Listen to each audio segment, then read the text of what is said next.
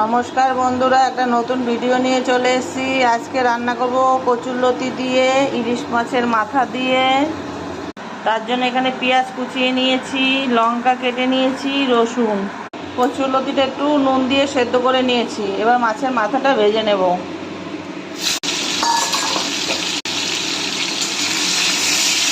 মাছের মাথাটা ভাজার জন্য একটু নুন হলুদ দিয়ে দিয়েছি।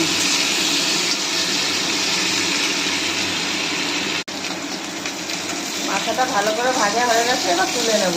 যা ফাটছে দুম দুম করে, যে ভয়ে আর যেতে পারছি না। আমি ফোড়নে একটু কালো জিরে দিয়ে নিয়েছি। এবার পেঁয়াজ কুচিটা দিয়ে দিচ্ছি।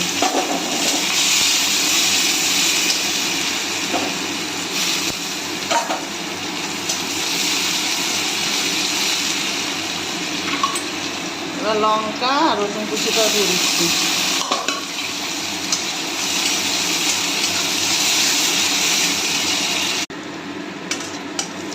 একটু ভাজা ভাজা হয়ে গেছে, এবার লতিটা দিয়ে দেবো। আমি আর কোনো মশলা দেবো না, একটু হলুদ আর নুন দেবো।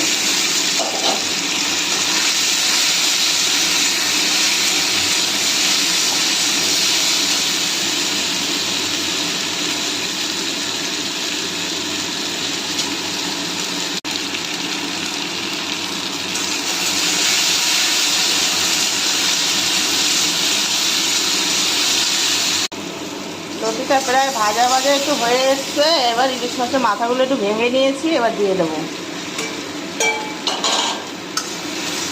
এবার আস্তে আস্তে কমিয়ে কমিয়ে এটা ভাজবো।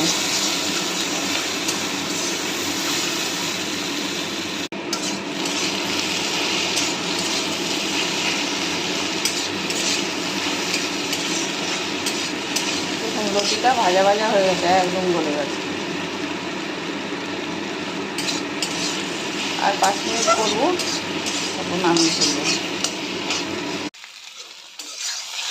এই দেখুন কি সুন্দর লতিগুলো ভাজা ভাজা হয়ে গেছে। এবার তেল ছেড়ে দিয়েছে, এবার নামিয়ে নেব।